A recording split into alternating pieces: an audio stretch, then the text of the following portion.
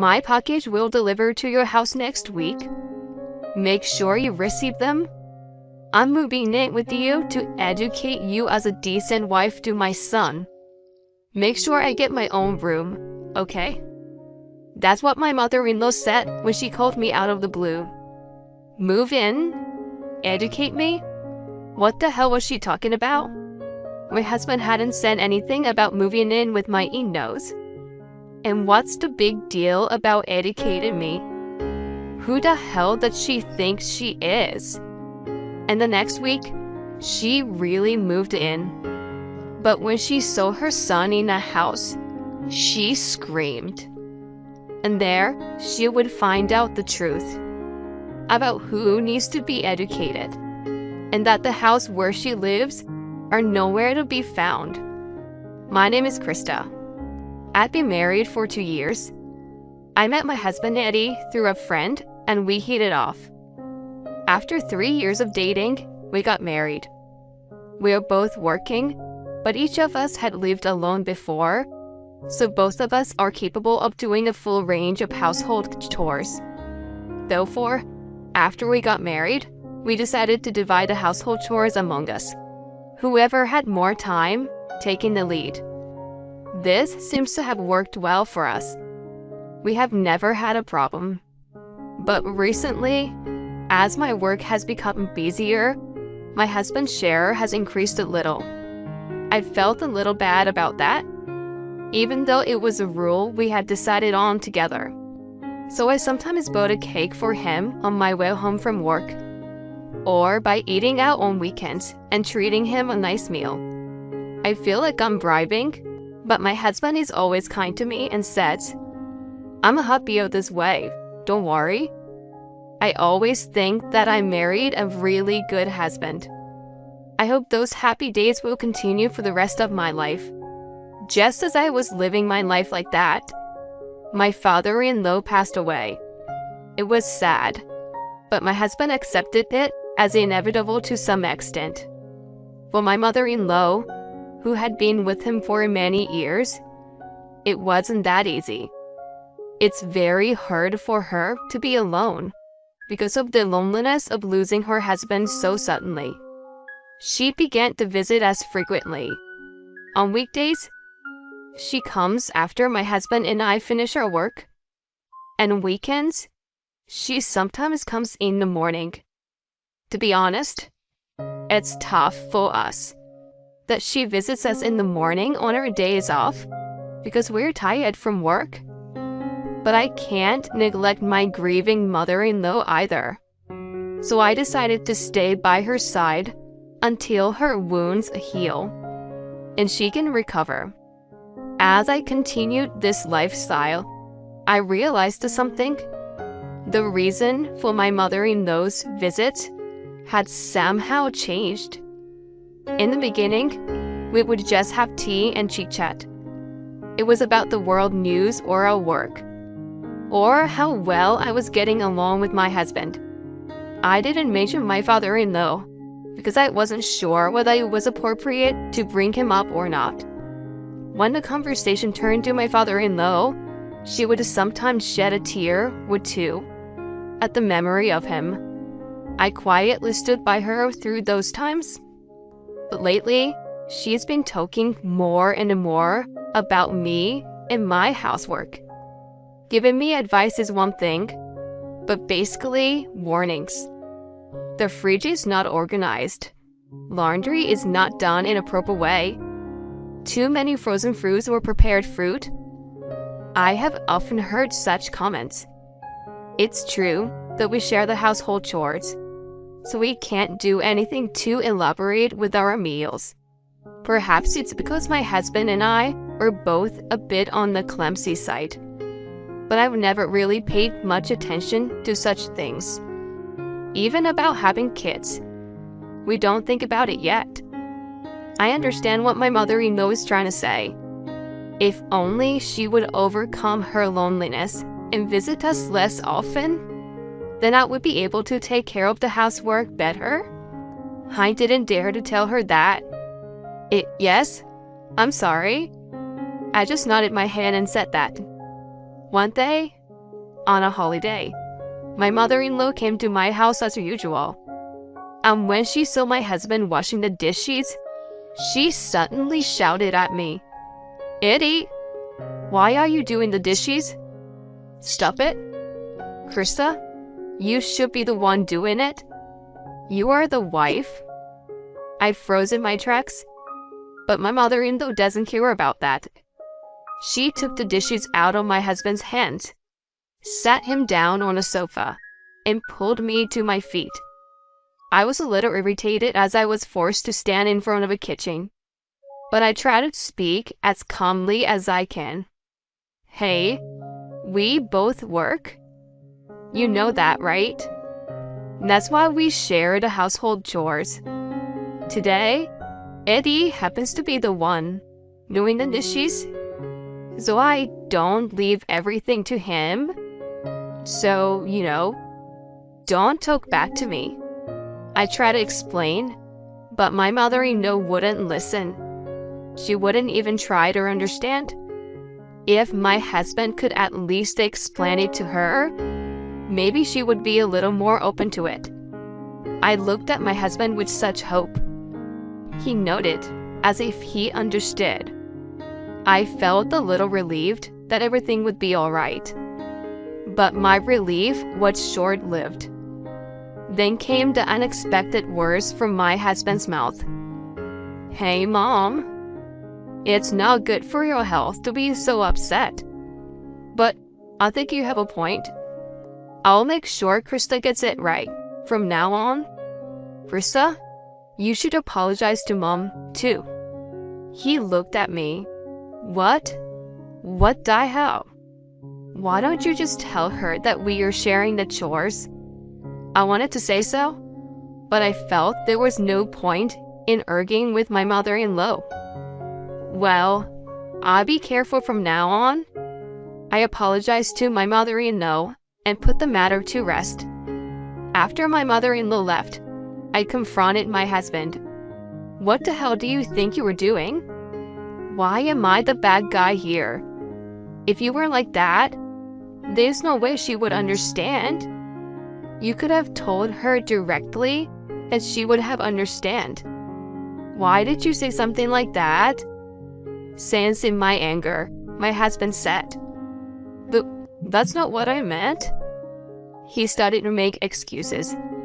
"I was just trying to smooth things over. I'm sure Mom wouldn't understand if I told her about we share the chores. She's not a modern type. I'm on your side. That I didn't agree with her on this matter. She'll understand someday. That's what my husband said. We've known each other long enough to know that's not how he really feels. In fact, I think he was hoping that he wouldn't have to do the housework at all. My husband was always a little cunning. However, he had never been a person who has been rude to me or annoyed others. That's why I was so angry at him for not showing remorse. But I was tired, so I kept quiet and let the day pass. Well, we had shared the chores up to that point all right. I had such faint hope that things would be back to normal tomorrow. But since that day, my husband has been blatantly skipping chores. He doesn't do the housework like he used to. I thought he was sulking because I had confronted him about his mother. But I don't think that's the case. So I decided to give him a warning. But my husband responded with an unexpectedly simple answer. "Oh, okay. Sorry. Well, sometimes you just don't feel like doing it." The next day, my mother-in-law came to see me without any notice. She had at least contacted me before, but today, she didn't. What was going on? Was she in some kind of trouble? I was a bit worried. What my mother-in-law told me was something else entirely. "I see you still haven't done your chores. Don't you want your husband to eat well, do you?" I just got a call from my son. "Krista doesn't cook. I haven't had a home-cooked meal in a while. See? Eddie texted me. I couldn't help but glare at my husband. Did this guy just tip off his mother behind my back? No. I didn't do anything wrong in the first place. It was a calculated attempt to make me look completely bad. Just because he didn't want to do his chores, his plan worked. Because as a result, my mother-in-law came over more often than before. My husband stopped doing chores altogether. I had to come home from work and do the chores that my husband was supposed to do, who comes home earlier than I do. If I wasn't so busy at work, I could handle the housework with ease, but my work has not yet left the busy season, so I have to cut back on my sleep and do both work and housework every day. Physically, I was reaching my limit. I thought I would collapse if I didn't do something, so I decided to talk to my husband about my mother-in-law again. However, at any opportune time, my husband became busy with his work a little while ago. I couldn't find the time to talk to my husband properly anymore. I thought that with both of us working, it couldn't be helped. But my husband's work schedule was oddly unusual. It became normal for him to come home after midnight on weekdays. Even on his days off, he sometimes works all day long. In the worst case, he would stay overnight at the office because he thought it was a waste of time to come home. Just the other day, I was thinking of talking with my husband about chores. Now I'm starting to worry that he's working too much. So whenever I could see him in the house, I would ask him, "Are you okay?" "Yeah, why?" "I feel fine." He replies with a tireless face. It's good to know he's fine, but isn't he too energetic? If my husband is really working so hard, I should be able to see a little bit of fatigue on his face. I wondered if he had so much energy to spare. If the company is forcing my husband to work that hard, wouldn't they be violating the labor standards law? With this in mind, I decided to talk to my colleague Anne. Anne has a family member who works for the same company as my husband. But when I told Anne about it, she gave me a suspicious look. It's certainly a busy season right now, but I don't think they work that hard. It may vary from department to department. It's not like it used to be, you know. So my husband's hard work is a complete lie? Well, at least we know something doesn't add up. Oh yes, could this be? My husband doesn't come home from work. I've been so busy with work that I haven't been able to keep up with the housework. The house was a wretched mess. Tomorrow is my first day off in a long time. I could clean up this mess if I devoted my day off. I had planned it like that, but my mother-in-law came at the wrong time. What's with this room? I can't believe that the moment I entrusted you with the housework, the house turned out like this. No wonder you forced my son to do the housework. No, we only share the housework. I was about to say that when I thought back. That's right. There was no point in arguing with this mother-in-law. As I was brooding over this, my mother-in-law made a face as if she had just thought of something. I just remembered what I have to do. I'm going home for the day. With that, she headed for the front door. I was expecting her to be angrier. What was she thinking? But if she was going to leave, there was nothing I could do about it. But a few days later, my mother-in-law told me something even more frightening. Hello? My package will be delivered to your house next week. Make sure you receive them. If I see that messy room, I have to do something. I'm gonna educate you as a decent wife to my son. You should be grateful that I am moving in with you. Make sure I get my own room, okay? I answered the phone when my mother-in-law called, and she said those selfish things. She didn't even discuss the move with me. She just called to let me know that her stuff was on its way. I really wish she just stopped taking advantage of me like this. If you are to do this, I have a plan. I decided to carry out a plan I'd had in mind for a long time. The day her stuff arrives, and my mother-in-law moves in, I got a call on my cell phone from my mother-in-law. I ignored it because I couldn't be bothered to answer it. The calls kept coming in, over and over again, endlessly. I had no choice but to answer it. And then I heard my mother-in-law's crazy voice in the other end of the line. What the hell is going on here? Where are you? And who the hell is this woman with my son? I couldn't help but laugh, as I never heard my mother-in-law's restless voice like that. What's so funny? I had to laugh. I didn't expect the plan to go so well. The truth is, I wasn't home that day. I told my husband I was going away for a trip for 3 days. I knew that he would bring his lover into the house with him. When there was a discrepancy between my husband's busy schedule and the information I had received from a colleague, I ordered a background check from a credit agency. On weekdays, he used the company car to go to his lover's house. On weekends, they were to gather in hotels or far away from home. To top it all off, he was even getting paid overtime for the time he spent cheating on her. So I bet a man like that would call his lover when he heard his wife was going away for a while. But then, my mother-in-law and the movers arrived to show my mother-in-law the shameful affair scene of her son. This was my plan. The phone still connected me to my mother-in-law. I told my mother-in-law all about it. She was speechless.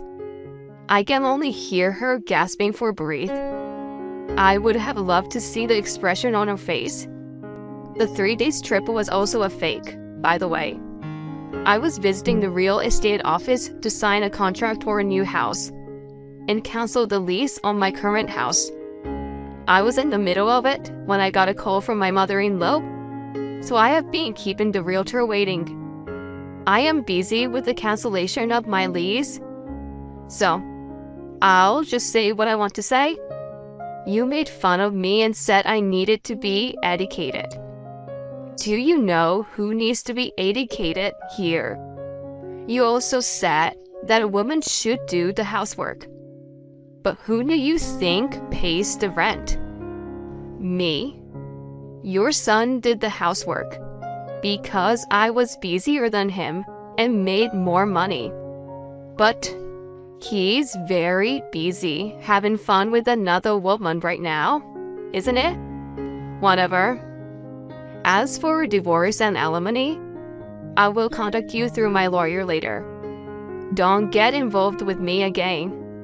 As I was about to hang up the phone, my mother-in-law was crying and pleading with me. No, I've just canceled the lease on my old house. Where will I live when this house is gone? Wow, you've been happily blaming me all this time. Now you turn to me when things go wrong. It's none of my business. Talk to your idiot son. I hang up the phone. After a while, my husband and I divorced. I was able to get alimony from him and the person he cheated on me with.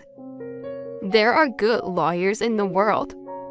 Also, my ex-husband was fired from his job, along with the cheating partner, as a matter of course. I heard through the lawyer that he was dumped by her soon after. I would have liked to see two idiots get together and live a life of misery. But I thought that would be a little too harsh to wish for. Instead, the lawyer told me an interesting story. There's still one mystery left in this story. One of the reasons why my ex-husband was so energetic may be the adrenaline rush from the fun of the affair. But the biggest factor of all was that he was using a lot of over-the-counter drugs. It was ridiculously simple.